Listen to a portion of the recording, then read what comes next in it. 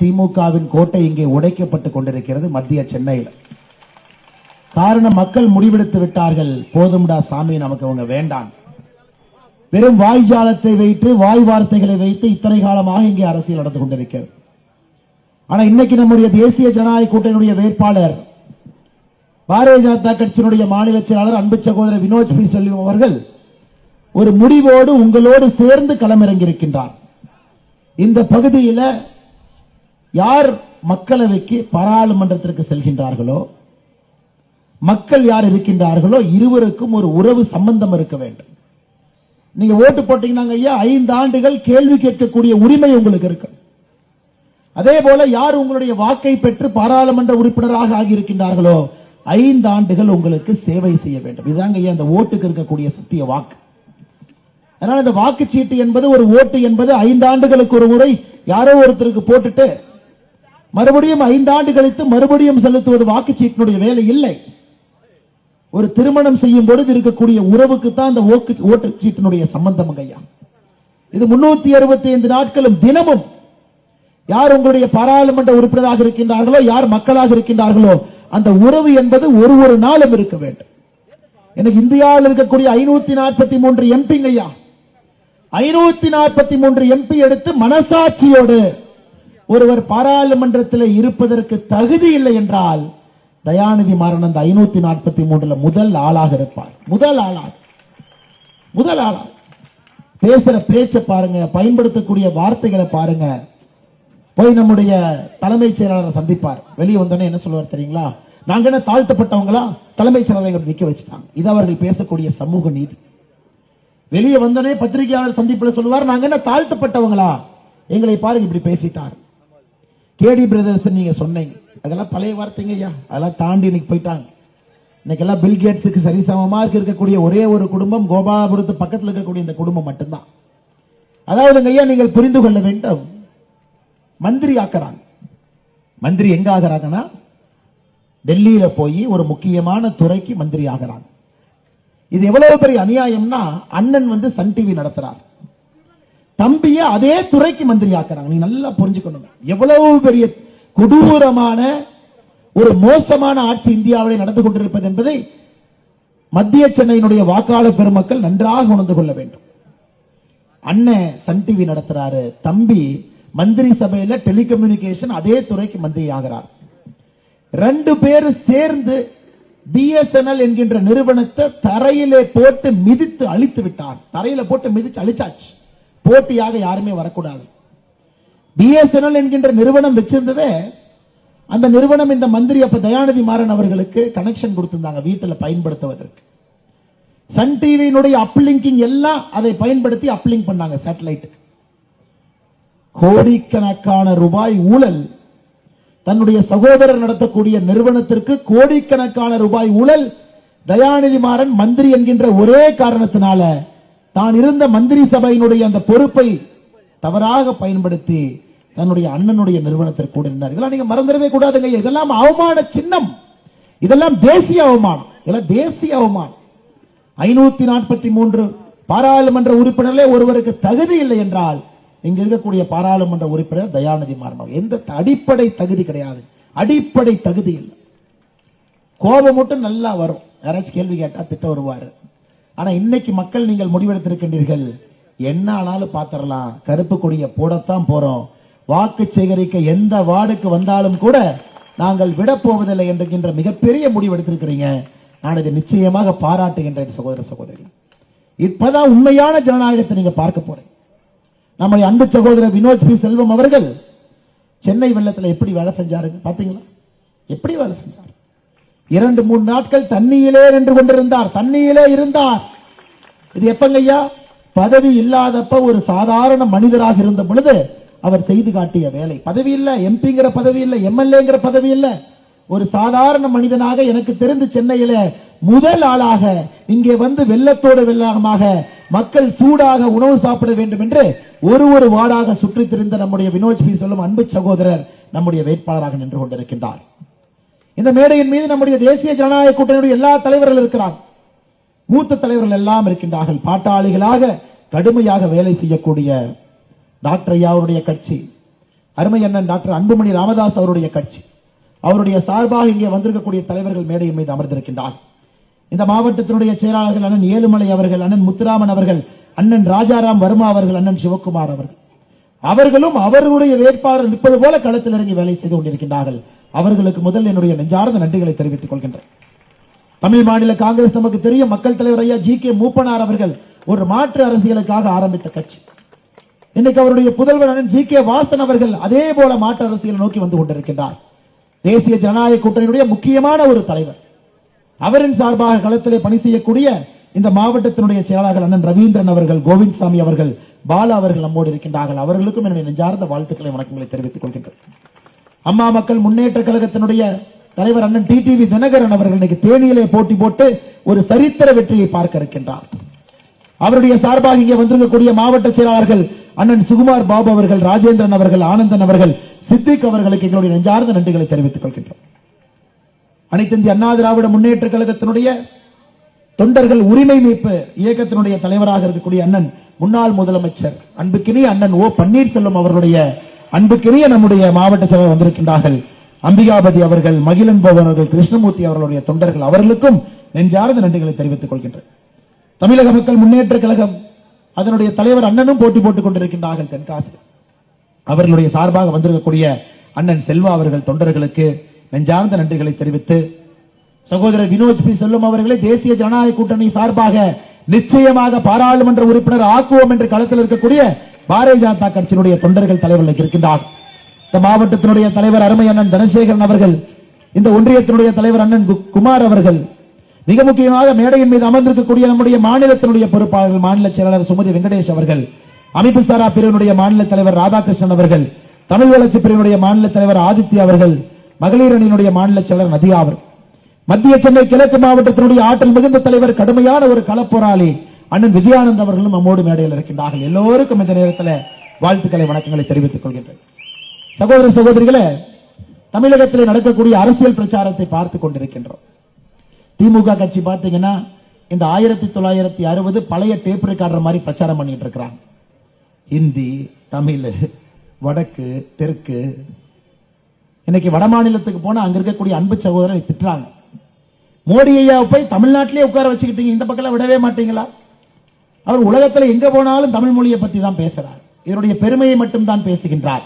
இன்னைக்கு மோடி ஐயா 5 மணிக்கு நம்முடைய பூத்து தலைவர்களோடு பேசினாங்க, தொலைபேசி மூலமாக. தமிழகத்தில் இருக்கக்கூடிய பூத்து தலைவர், இந்தியாவில் எந்த பூத்து தலைவர்களும் இந்த பாராளுமன்ற தேர்தல் இதுவரை பேசவில்லை. தமிழகத்தில் இருக்கக்கூடிய பாரதிய ஜனதா கட்சியுடைய பூத்து தலைவர்கள் நேரடியாக தொலைபேசி 5 மணிக்கு. அதுல மோடி சொல்றாங்க தமிழ் மொழியை பேசவில்லை என்கின்ற வருத்தம் எனக்கு மிகப்பெரிய வருத்தமாக இருக்கிறது. இவர்கள் சொல்லுகின்றார்கள் மோடி அவர்கள் தமிழ்நாட்டிற்கும் தமிழ் மக்களுக்கும் எதிரிங்கிறார்.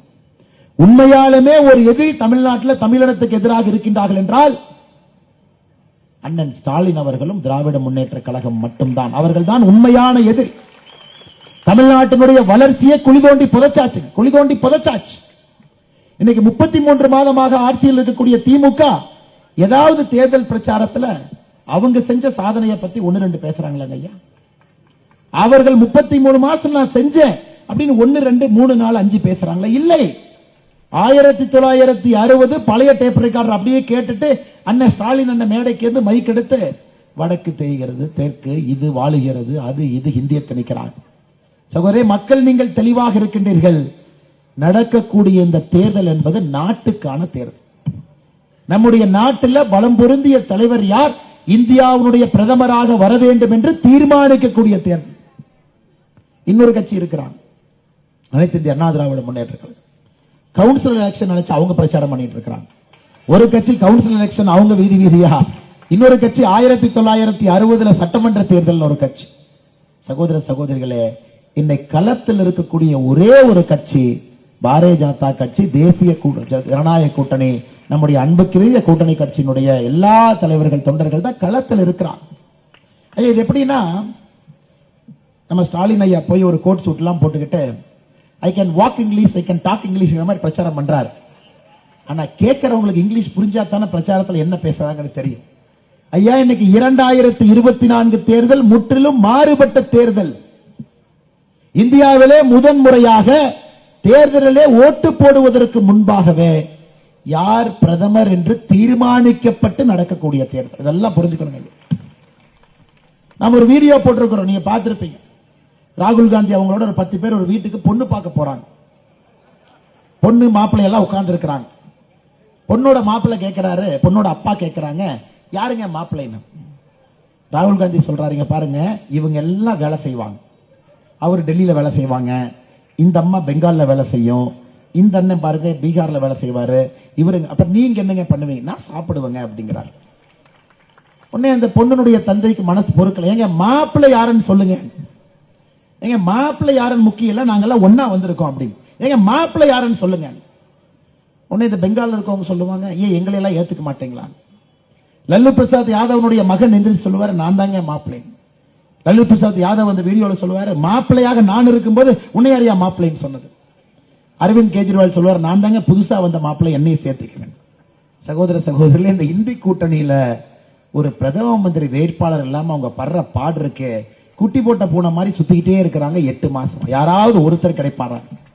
ஆனால் நீங்கள் நன்றாக புரிந்து கொள்ள வேண்டும், 2024 பாராளுமன்ற தேர்தலில் நாம் பிரதம மந்திரி யார், வலிமையானவர் யார், உலக நாடுகள் எல்லாம் பார்க்கக்கூடிய தலைவர் யார், இந்திய மக்களுக்கு நல்லது செய்யக்கூடிய தலைவர் யார் என்று பார்த்து நரேந்திர மோடி அவர்களுக்கு தாமரை சின்னத்தில் வாக்களிக்கிறோம். இந்திய கூட்டணியை பத்தி ஒரே வரியில சொல்லணும்னா, இதெல்லாம் பெரிய பசங்க விளையாட்டு, சின்ன பசங்க கொஞ்சம் ஒதுங்கி போங்க அப்படிங்கிற மாதிரி.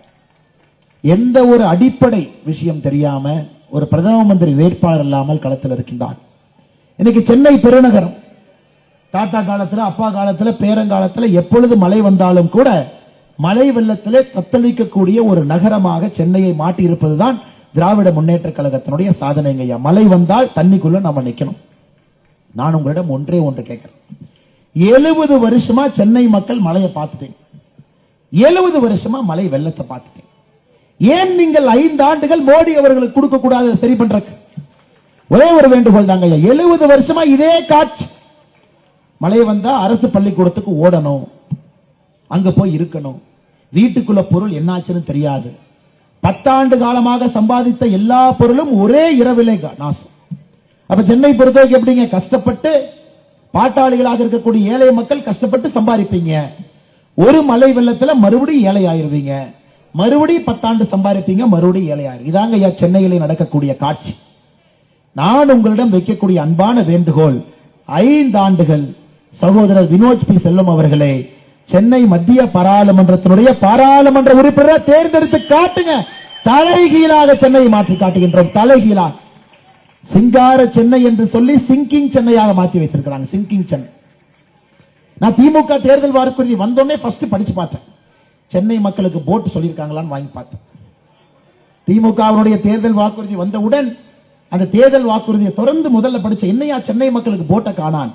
இந்த தேர்தல் வாக்குறுதியில நிச்சயமாக திராவிட முன்னேற்ற கழகம் சென்னை மக்களுக்கு ஒரு போட்டை அறிவிப்பாங்கன்னு நினைத்தேன். படகு ஐயா, திமுக தேர்தல் அறிக்கையை பத்தி ஒருத்தர் கேட்டாங்க, இந்த தேர்தல் அறிக்கையை பத்தி சொல்லுங்க அப்படி. தைரியம் அப்படின்னாங்க. என்னென்ன தைரியங்கிறீங்க தேர்தல் அறிக்கையை பார்த்து? ஏங்க தைரியமா பொய் சொல்றதுக்கு ஒரு தைரியம் வேணும். 2021 திமுகவுடைய தேர்தல் அறிக்கை, சகோதரிகள் இங்க இருக்கிறீங்க, நாங்கள் ஆட்சிக்கு வந்தால் எல்லா பெண்களுக்கும் 1000 ரூபாய் உரிமை தொகை, ஆனா கொடுத்திருப்பது வெறும் 30% நம்முடைய சகோதரிகள் தாய்மார்களுக்கு மட்டும். நாங்க ஆட்சிக்கு வந்தா ஒரு எல்பிஜி சிலிண்டருக்கு மானியம் 100 ரூபாய் காணா 33 மாதம். நாங்க ஆட்சிக்கு வந்தா பெட்ரோல் டீசல் விலை 5 ரூபாய் 4 ரூபாய் குறைப்போம்.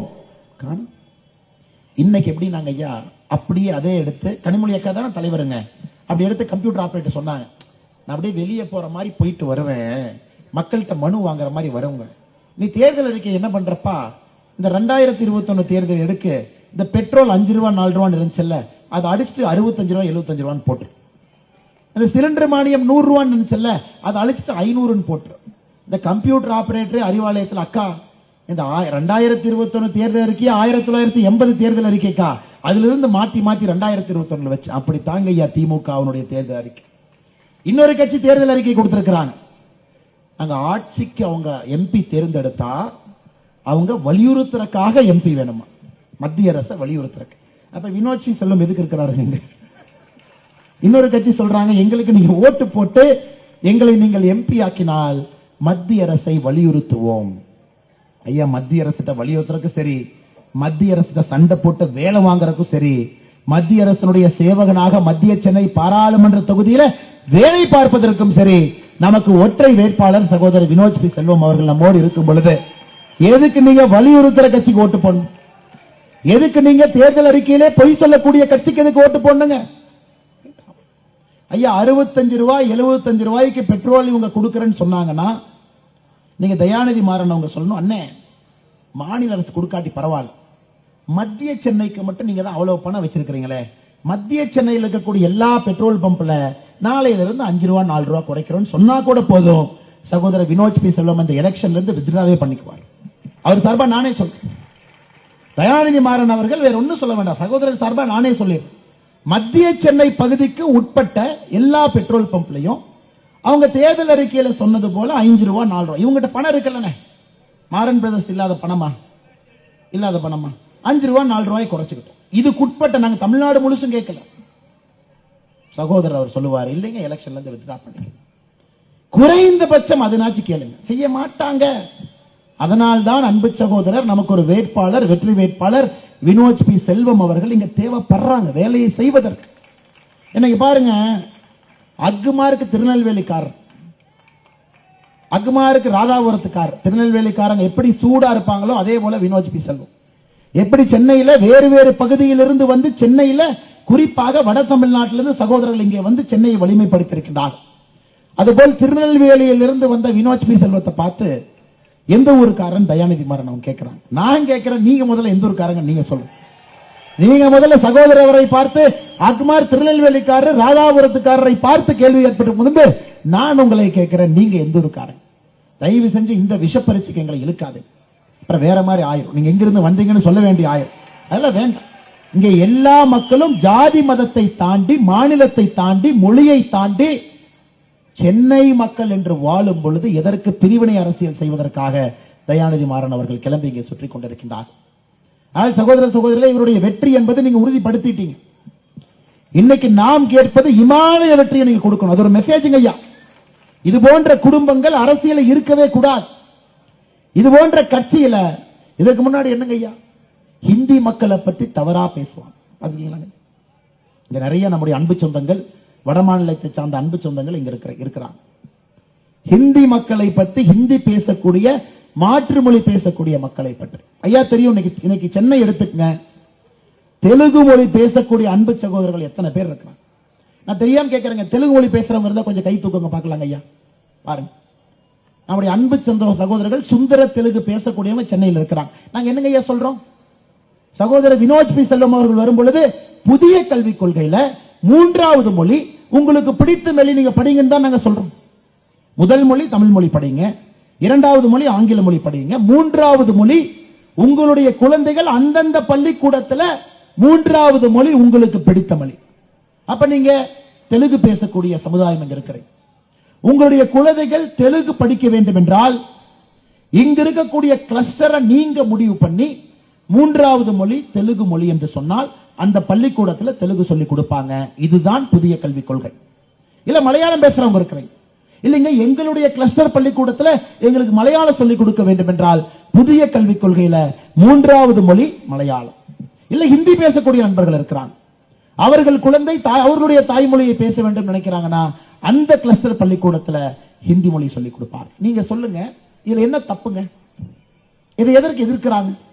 இவருடைய குழந்தைகள் கான்வென்ட் பள்ளியிலே பல மொழிகளை படிக்க வேண்டும், ஆனா நம்முடைய குழந்தைகள் அரசு பள்ளியில 2 மொழியை மட்டும் படிக்க வேண்டும்.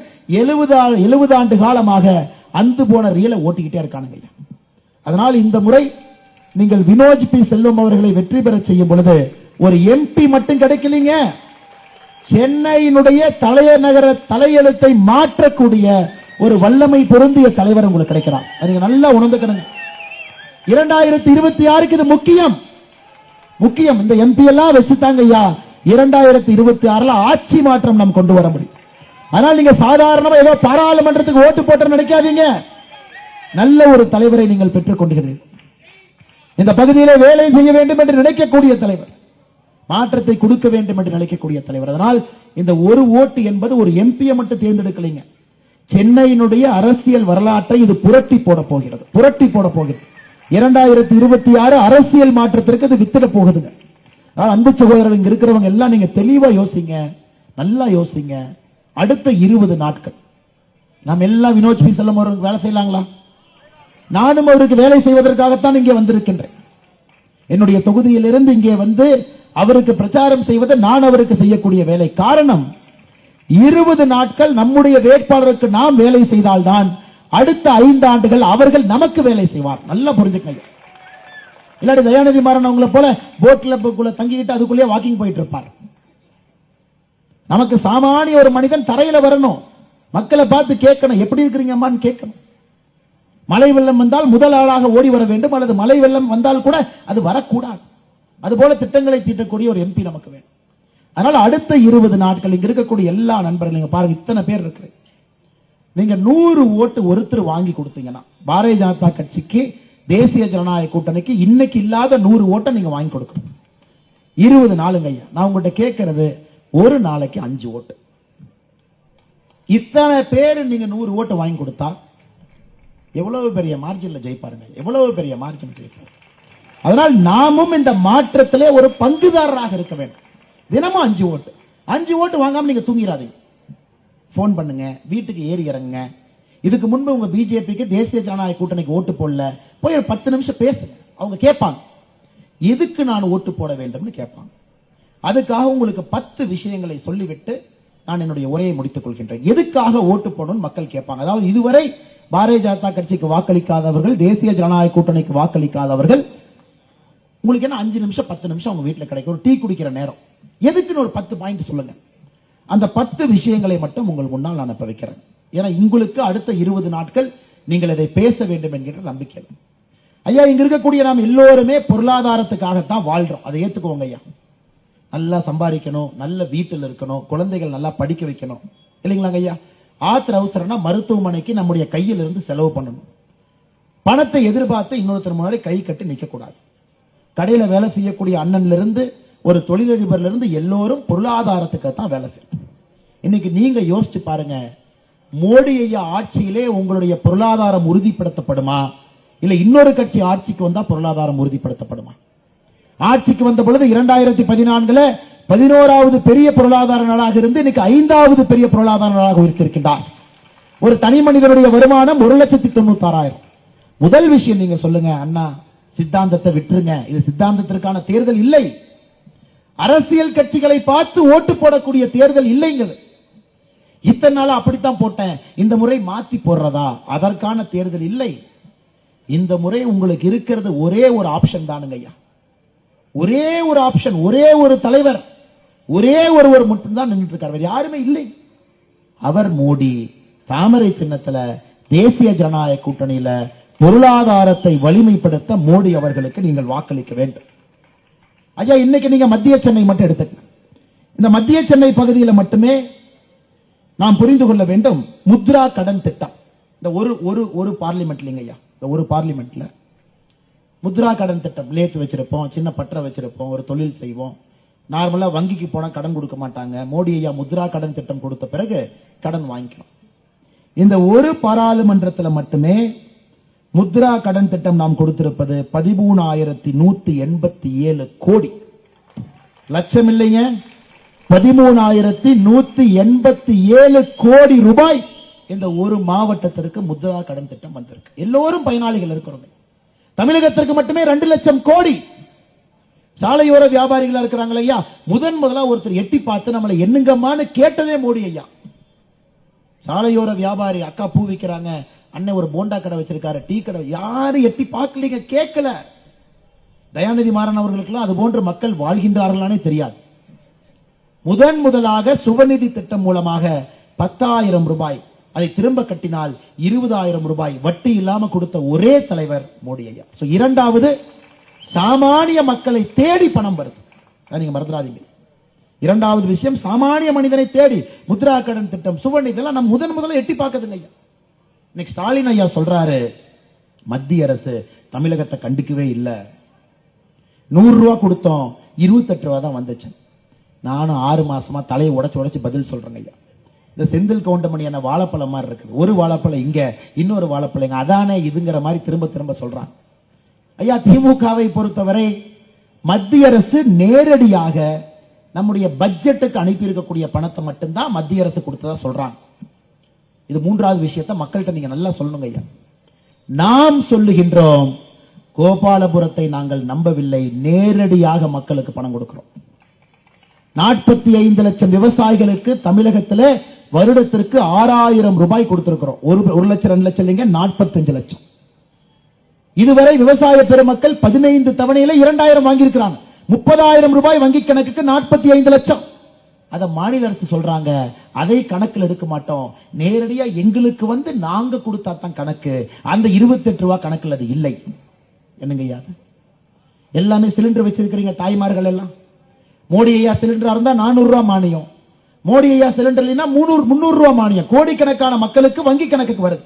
ஸ்டாலின் ஐயா சொல்றாரு, இந்த சூரியன் பாத்தீங்கன்னா ஒரு பரோட்டா கடையில பரோட்டா சாப்பிடுவாங்க, முதல்ல இருந்து எண்ணும் பாரு, என்னது 45 பரோட்டா சாப்பிட்டதுக்கு அப்புறம் முதல்ல இருந்து என்றதான். அந்த மாதிரி நேரடியா கோபாலபுரத்துக்கு வந்தால் மட்டும்தான் கணக்கு, மானிய நேரடியா கொடுத்தா கணக்கு இல்லை. சகோதர சகோதரர், நாம் புரிந்து கொள்ள வேண்டும், மோடி ஐயா திட்டத்தில் வீடு 2,63,000 ரூபாய் மானியம். இதையெல்லாம் கூட்டி பாருங்க, அவங்களுக்கு தான் கூட்ட வராது, நாம கூட்டி பார்ப்போம். கொடுத்ததை விட அதிகமாக மோடி ஐயா தமிழகத்திற்கு திருப்பி கொடுத்திருக்கின்றார்கள். சகோதர சகோதரி, இவர்கள் சொல்வது பொய் கணக்கு. மோடி ஐயா நேரடியா தமிழ்நாடு அரசு கொடுத்தா தான், எங்களுக்கு தமிழ்நாடு அரசின் மீது நம்பிக்கை இல்லை, உங்கள் வங்கி கணக்கின் மீது நம்பிக்கை இருக்கு. நேரடியாக வங்கி கணக்குக்கு பணத்தை அனுப்புறோம். எவ்வளவு தேவையோ அனுப்புறோங்க ஐயா. ஐயா ஒண்ணுமே இல்லை, சென்னையில் 6000 ரூபாய் கொடுத்தாங்களாங்க ஐயா, நமக்கு வரல, கொடுத்ததா போட்டோ போட்டாங்க. சரி, அட்லீஸ்ட் வந்தவங்க யாராச்சும் 1-2 பேர் இருப்பாங்க, அவங்களுக்காக சொல்லிடுறேன். ஐயா, அந்த 6000 ரூபாய் கொடுத்ததுல 5400 ரூபாய் நம்மளுது, கவர் மட்டும்தான் ஸ்டாலின் ஐயா. திமுக வந்தாங்கன்னா மேடை போட்டு இல்லை என்று சொல்லுங்க, இல்லைன்னு சொல்லுங்க. ரேஷன் கடையில் வர அரிசி நம்மளுது, மஞ்சப்பை மட்டும்தான் அவங்களுக்கு. இப்படித்தாங்க ஐயா 70 ஆண்டு காலமாக தமிழக மக்களை ஏமாற்றி ஏமாற்றி அரசியல் செய்து கொண்டிருக்கின்றார். ஆனா மோடி ஐயா எந்த மேடைக்கு வந்து நான் 5400 கொடுத்த வந்துச்சுங்களா, 5400 கொடுத்து வந்துச்சுங்களான்னு மோடியை கேட்க மாட்டாங்க. அது போன்ற பரம்பரையை சார்ந்தவர்கள் பாரதிய ஜனதா கட்சியினுடைய சொந்தங்கள் அல்ல. உங்கள் உரிமை, உங்கள் பணம் உங்களுக்கு வந்திருக்கிறது. அது எதுக்கு நாம சொல்ல. நேற்று பாருங்க, துரைமுருகனுடைய பையன் கதிரானந்த் வேலூர்ல எம்பி நிக்கிறார். சகோதரிகள், நான் சொல்லும் போது என்னை மன்னிக்கணும், அவர் சொன்னது அப்படியே சொல்றேன். இப்பெல்லாம் நம்முடைய தாய்மார்களும் சகோதரிகளும் மினுக்கு மினுக்குன்னு இருக்காங்களாமா. கதிரானந்த் சொல்றாரு, ஏன் மினுக்கு மினுக்குன்னு இருக்கிறாங்கன்னா, இந்த 1000 ரூபாய் பணம் வந்து செல்லுங்க, அதை வச்சு ஃபேர் அண்ட் லவ்லி வாங்கி போட்டுக்கிறாங்களாமா. இவனை எல்லாம் விடலாம் நீங்க நினைக்கிறீங்களா? எல்லாம் செருப்பு தயாரா வச்சுக்கணும், நிறைய உள்ள வருவாங்க, வரிசையாக வாக்கு கேட்பதற்கு வந்து கொண்டே இருப்பார்கள். இவன் எடுபடாத பையன் கொடுக்கிற 1000 ரூபாய் நாம ஃபேர் அண்ட் லவ்லியும் பான்ஸ் பவுடர் போட்டு மினுக்கு மினுக்குன்னு இருக்கணுமா? இவங்கள விடக்கூடாதுங்கம்மா, விடக்கூடாது. உங்க தன்மானத்தை சீண்டி பார்த்து கொண்டிருக்கிறார்.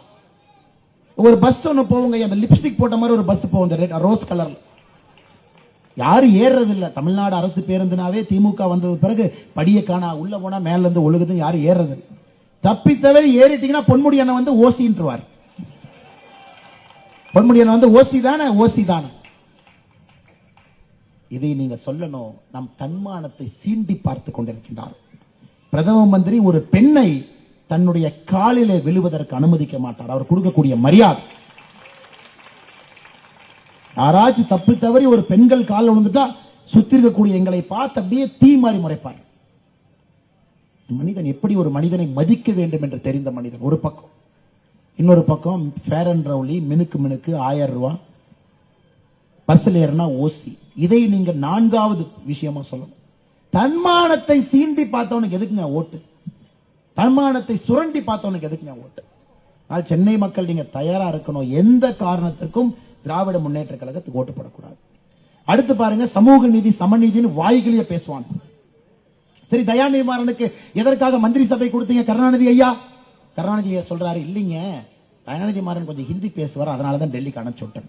ஆனா நாம ஹிந்தி படிக்கக்கூடாது, தயாநிதி மாறன் ஹிந்தி பேசுறதுக்காக அமைச்சர். ஐயா, இன்னைக்கு சமநீதி சமூக நீதி உயிர் மூச்சாக வாழக்கூடியது பாரதிய ஜனதா கட்சி. நம்முடைய மந்திரி சபையில 76 அமைச்சர்கள் இருக்கின்றார்கள்.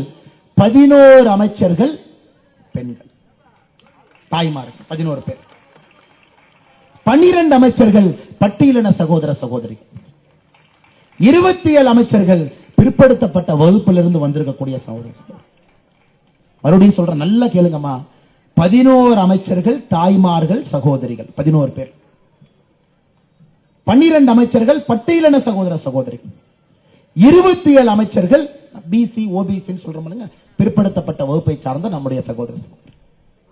திமுகவினுடைய அமைச்சரவையை பாருங்க, பெண் அமைச்சர்கள் 2 பேரு, பட்டியலின சகோதர சகோதரிகள் 2 பேரு.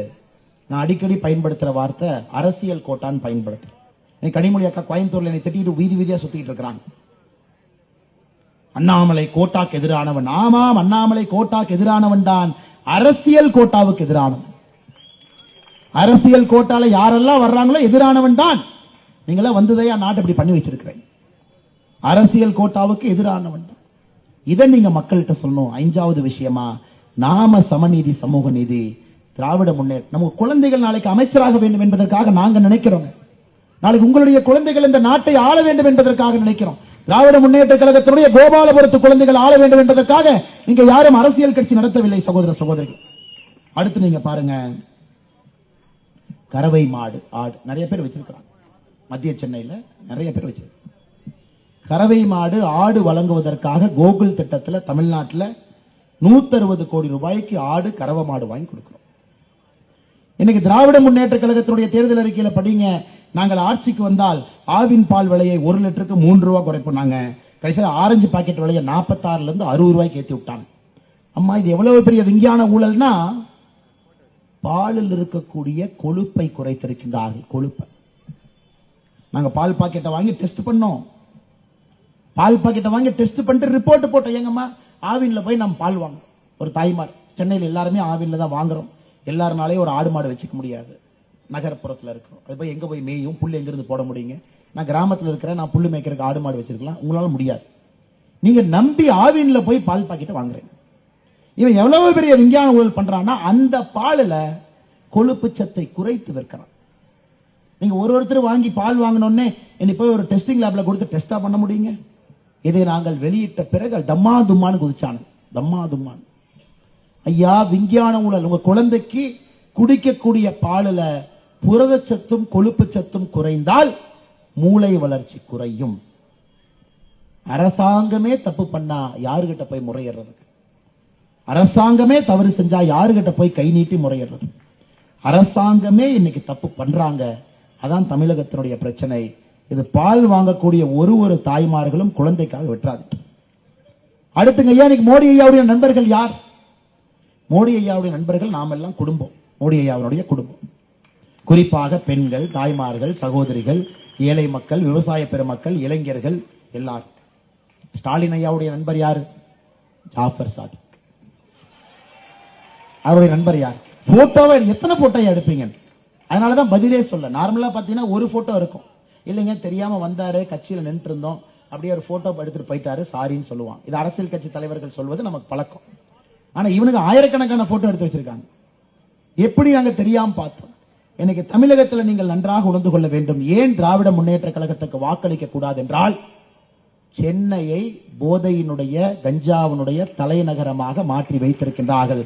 அதற்கு மன்னிப்பே கிடையாது. மன்னிப்பே கிடையாது. எந்த காரணத்திற்கும் நீங்க மன்னிப்பு கொடுக்க கூடாது. இதான் நண்பர்கள். அவன் பாருங்க, ட்ரக்ஸ் வித்து வித்து ஒரு பட கம்பெனி ஆரம்பிச்சு அந்த இசை வெளியீட்டு விழாக்கு அவங்க குடும்பத்திலிருந்து ஒரு பெண்ணை கொண்டு வந்து இசை வெளியிடுங்கிறான். எவ்வளவு பெரிய ஆள் பாரு. கொஞ்சம் விட்டா கமிஷனரையே பிடிங்கிட்டு போலீஸ் யூனிஃபார்ம் போட்டு ஆபீஸ்ல உட்கார்ந்து இருப்பான். கமிஷனர் கையில விருது வேற. இன்னைக்கு கடுமையான நடவடிக்கை எடுத்துக் கொண்டிருக்கின்றோம். உண்மையை சொல்ல வேண்டும் என்றால், மத்திய அரசு அவர்களை வேட்டையாட போகின்றோம். யாரையும் நாங்கள் மன்னிக்க போவது கிடையாது. சகோதர சகோதரி, நம்முடைய அமைச்சரவையில் யார் மீதாவது ஒரு குண்டூசியை திருடி விட்டாருன்னு சொல்ல முடியுங்களா? இல்லைங்க, மோடி ஐயா ஆபீஸ்ல இருந்து போகும்போது ஒரு குண்டூசி எடுத்து பாக்கெட்ல போட்டு போயிட்டாரு. எதுக்குன்னா ஒரு பேரனுக்கு போய் கொடுக்கறதுக்காக குண்டூசி பத்திரமா வச்சிருக்காரு. சொல்ல முடியுங்களா? இவங்க தமிழ்நாட்டில் அடிச்ச கொள்ளை இருக்கு. வீரநாம ஏரி ஊழலை மறந்துட்டீங்களா? வீரநாம ஏரி ஊழல் இவங்க தந்தையார் கருணாநிதி அவர்கள் அடிச்ச கொள்ளை. அதுல முக்கியமா தயாநிதி மாறன் அவருடைய தந்தையார், அந்த மாறன் இருந்தார், அவருடைய நெருங்கிய நண்பர் தான் அந்த கான்ட்ராக்ட் எடுத்தார். அப்பவே மிகப்பெரிய தொகை கொடுக்கப்பட்டது. அன்னைக்கு ஆரம்பிச்சு இத்தனை நாளா கூவத்தை வச்சு ஓட்டிட்டு இருந்தாங்க. இதுக்கு கூவத்தை சுத்தப்படுத்துறேன், கூவத்தை சுத்தப்படுத்துறேன். இப்ப மக்கள்கிட்ட கூவத்தை சுத்தப்படுத்துறனாவே சிரிக்கிறாங்கன்னு சொல்றதுக்காக இந்த பட்ஜெட்ல அடையாற சுத்தப்படுத்துறன்னு ஆரம்பிச்சிருக்காங்க. போன வருஷம் அடையாறை சுத்தப்படுத்துவதற்கு 1500 கோடி, இந்த வருஷம் அடையாறை சுத்தப்படுத்துவதற்கு நீங்க 3000 கோடிக்கு ஒரு புது ஆறையை கட்டிடலாமா? 3000 கோடிக்கு என்னையா சுத்தப்படுத்துறீங்க? அதனால் 7வது விஷயம் நீங்கள் புரிந்து கொள்ள வேண்டும், இவர்கள் ஊழல்வாதிகள், ஊழல்வாதிகள், ஊழல்வாதிகள். எந்த காரணத்திற்கும் இவர்களுக்கு மன்னிப்பு கொடுக்கூடாது. 8வது விஷயம், சென்னைக்கு 4000 கோடி ரூபாய் மழை வெள்ளம் வந்தால் அந்த தண்ணி எல்லாம் வெளியே போறதுக்கு 4000 கோடி. சென்னை வெள்ளத்துக்கு முன்னாடி நம் அண்ணன் சேகர் பாபு சொன்னார், சென்னை மக்களுக்கு வெள்ளமே வராது, வெள்ளம் வந்தால் ஆனந்த வெள்ளம் தான் நீ வருமா. பாருங்க, தயவு செஞ்சு ஒரு பன்னீர் சோடா வாங்கி அவருக்கு அனுப்புறேன், வாய் நல்லா கொப்பளிச்சுக்கணும். சென்னை மக்களுக்கு வெள்ளமே வராதாமா, கண்ணீரே வராதாமா, வந்தால் ஆனந்த கண்ணீரும் ஆனந்த வெள்ளம் வரும். எப்ப சொன்னாரோ மழையில தாங்க இருந்தோம் 10 நாள் உள்ளதா. தயாநிதி மாறன் அவங்கள நீங்க எதிர்பார்க்காதீங்க. சகோதரர் சொன்னார், அவரெல்லாம் நீங்க தொட்டு கூட பார்க்க முடியாது. யாராவது தொட்டு பார்த்துருக்கீங்களா தயாநிதி மாறன் அவரை? நீங்க கை கொடுத்தா உங்க கைக்கு ஹேண்ட் ஷேக் கொடுத்திருக்காரா? கிளவுஸ போட்டுக்கிட்டு தான் வருவாங்க. கொரோனால எப்படிங்க வெளியே வருவாங்க? அவர்கள்லாம் மனிதர்களை மனிதர்களாகவே பார்ப்பது கிடையாது. நம்மள ஜந்துக்கள், அவர்களுக்கு நம்மள ஜந்துக்கள். சாதாரண மனிதர்கள், மிடில் கிளாஸ் குடும்பம், நாம ஜந்துக்கள். அவர்களுக்கு தொடுவாங்கன்னு நினைச்சே பாத்துறாரு. இன்னைக்கு இவங்க இவ்வளவு பேசுறாங்களே மோடி ஐயாவை பத்தி, நான் சவால் விடுகின்றேன். நீ கும்மிடி பூண்டியை தாண்டி 4 பேர் உனக்கு கை கொடுக்க வந்துட்டு அரசியலை விட்டு நான் வெளியேறுகின்றேன். இவங்க எல்லாம் இந்திய அரசியல், தேசிய அரசியல், அமெரிக்க அரசியல் வாய்களையே ஸ்டாலின் ஐயா பேசுறாங்க. எங்க கூட வாங்க, கும்மிடி பூண்டியை தாண்டி நிறுத்துற 4 பேர் வந்து உங்களுக்கு கை கொடுக்கணும். இவரெல்லாம் மோடி ஐயாவுடைய கால் நிகத்தில் இருக்கக்கூடிய தூசிக்கு கூட சமம் இல்லை. மோடி ஐயாவை பத்தி பேச 9வது விஷயம், ஐயா இன்னைக்கு ஓட்டு போறது உங்களுக்காக இல்லை, உங்கள் தலைமுறைக்காக. உங்க குழந்தைக்கு நீங்க என்ன பண்றீங்க? ஒரு நல்ல ஸ்கூல்ல படிக்கணும், காலங்காலத்தில் 2 மணிக்கு போய் நல்ல ஸ்கூலுக்கு வெளியே கியூல நிக்கிறீங்க. எப்படியாச்சும் ஒரு சீட்டு வாங்கிடணுங்க, பையன் படிக்கணுங்க, பொண்ணு படிக்கணுங்க. சம்பாதிப்பதில் சேமிப்பு பண்ணணுங்க, அந்த பையன் பொண்ணுக்கு நல்லா படிக்க வைக்கணும். ஏங்க ஒரு பையன் பொண்ணு வளரணும்னு இவ்வளவு யோசிக்கிறீங்களே, நல்ல ஓட்டு ஏன் போட மாட்டீங்கன்னு நான் கேட்கிறேன். உங்க மகன் நல்லவனாக கெட்டவனாக வருவது ஒரு ஸ்கூல்ல இல்லைங்கம்மா. ஸ்கூல் எல்லாம் 2%. உங்கள் மகன் நல்லவனாக கெட்டவனாக வருவது எந்த நாட்டிலே எந்த பிரதமருக்கு கீழே வாழ்கின்றார்கள் என்பதுதான் தீர்மானிக்கும். ஒரு ஸ்கூலுக்காக போய் 2 மணிக்கு போய் கியூல நிக்கிறோம். நான் உங்களிடம் வைக்கக்கூடிய 9வது கோரிக்கை, உங்கள் தலைமுறை நன்றாக இருக்க வேண்டும் என்றால் மோடி அவர்களுக்கு நீங்கள் வாக்களிக்க மறந்துருங்க. தலைமுறையை மோடி பாத்துக்குவாருங்க ஐயா, நீங்க எதுவும் கவலைப்படாதீங்க. மோடி பாத்துக்குவார், குடும்பத்தை பாத்துக்குவார், அவர் பாத்துக்குவார். நம்ம என்ன தொழில் செய்தாலும் கூட நம்மளை காப்பாற்றுவார். குழந்தைகள் நல்லா பாத்துக்குவார். நல்லா படிக்கணும், நல்ல வேலை வாய்ப்பை உருவாக்கணும், நல்ல ஒரு பொருளாதார சூழ்நிலை வளரணும். யாருமே வந்து உள்நாட்டுக்குள்ள ஒரு குண்டு கூட வைக்க கூடாது, எந்த தீவிரவாதி வந்துடக்கூடாது. எல்லாம் மோடி ஐயா கையில் இருக்கு. 10வதாக என்னுடைய அன்பார்ந்த வேண்டுகோள், நான் உங்கள்கிட்ட சொல்றதுங்க ஐயா, நீங்க எந்த கட்சியாக இருந்தாலும் இந்த முறை மோடி தான் வரப்போறாருன்னு தெரியும். நீங்க யாருக்கு ஓட்டு போட்டாலும் அது வேஸ்ட் ஓட்டுங்க. இது வேஸ்ட் ஓட்டு, வேஸ்ட் ஓட்டு. அது எந்த பிரயோஜனம் இல்லைங்க அம்மா. இப்ப வினோய் செல்வம் அவர்கள் ஜெயிச்சாருன்னா 400ல ஒருத்தர். நம்ம கட்சியை பொறுத்தவரை 76ல ஒருத்தரா வருவார். இவங்க யாராச்சும் தப்பி தவறி ஜெயிச்சுட்டாங்கன்னா அதுக்கு முன்னிருக்கையில் இருக்கக்கூடிய 40ல ஒருத்தர். 40 அவங்களுக்கு இந்த ஏர் இந்தியால 12 டிக்கெட் தண்ட செலவு போயிட்டு வர்றதுக்கு. ஆகும்னா இந்த பார்லிமெண்ட்டுக்கு வெளியே இருக்கிற மகாத்மா காந்தி அவங்க சிலைக்கு வெளியே போய் மகாத்மா காந்தி அவர்களை இன்சல்ட் பண்ணி அந்த சிலை கீழே உட்கார்ந்து ஆர்ப்பாட்டம் பண்ணுவாங்க. ஐயா நமக்கு இன்னைக்கு மோடி அவர்கள் வரப்போறாங்கன்னு தெரியும் பொழுது எப்படி மோடி ஐயா கிட்ட வேலை வாங்கணும்னு நம்ம யோசிக்கணும். ஐயா நான் உங்களுக்கு வேற எதுவுமே கேட்கலைங்க, மோடி ஐயாட்ட வேலை வாங்குங்க. சென்னைக்கு ஒரு 10,000 கோடியை கொண்டு வருவோம், முழுசா சரி பண்ணுவோம், முழுசா சரி பண்ணுவோம், முழுசா சரி பண்ணுவோம். யாருக்கெல்லாம் வீடு இல்லையோ அடுக்குமாடி வீடு கட்டி கொடுப்போம், எல்லாம் வீடு கட்டி கொடுப்போம். ஐயா அப்படித்தான் நீங்க யோசிக்கணும்.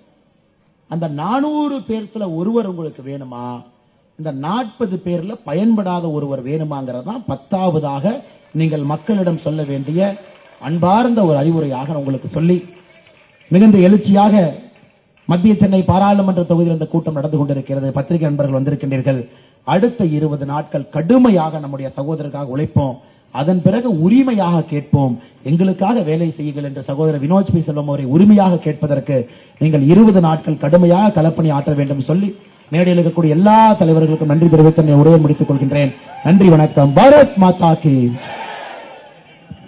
நன்றி. உரை வழக்கறிஞர் முரளிகிருஷ்ணன் அவர்கள். தேசிய ஜனநாயக கூட்டணியின்